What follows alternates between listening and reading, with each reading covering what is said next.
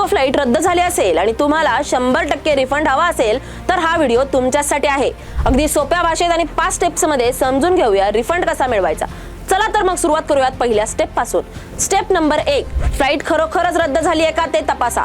सगळ्यात आधी इंडिगोचं ॲप किंवा वेबसाईट उघडा, मॅनेज बुकिंग मध्ये जा, तुमचा PNR टाका आणि तुमची फ्लाइट रद्द झाली आहे का ते कन्फर्म करा। कन्फर्म झालं मग पुढच्या स्टेप कडे, स्टेप नंबर 2। स्टेप नंबर 2 मध्ये निवड करा रिफंड किंवा फ्री रिबुकिंग। इंडिगो तुमच्या समोर 2 पर्याय देतो, पहिला म्हणजे फुल रिफंड आणि दुसरा म्हणजे नेक्स्ट अवेलेबल फ्लाइट वर फ्री रिबुकिंग।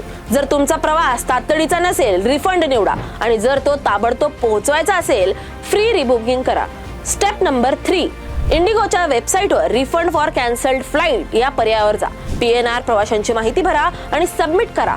बस तुमचा रिफंड प्रोसेस सुरू होतो। स्टेप नंबर 4, कॅशने तिकीट घेतलं असेल तर खास पद्धत। जर तुम्ही तिकीट कॅशने घेतलं असेल तर थेट इंडिगो एअरपोर्ट काउंटरवर जा, तुमचा फोटो ID दाखवा आणि रिफंड क्लेम करा। थर्ड पार्टी किंवा एजंट कडून बुकिंग केलं असेल तर तेच रिफंड प्रक्रिया करतील, ही महत्त्वाची गोष्ट लक्षात ठेवा। स्टेप नंबर 5, रिफंड कधी येतो? ऑनलाईन पेमेंट असेल तर साधारणपणे 5 ते 7 दिवसात रक्कम खात्यात येते, काही वेळा 7 ते 10 दिवस लागू शकतात। कॅश किंवा एजंट बुकिंग असेल तर त्यांच्या प्रक्रियेनुसार थोडा वेळ जास्त लागू शकतो।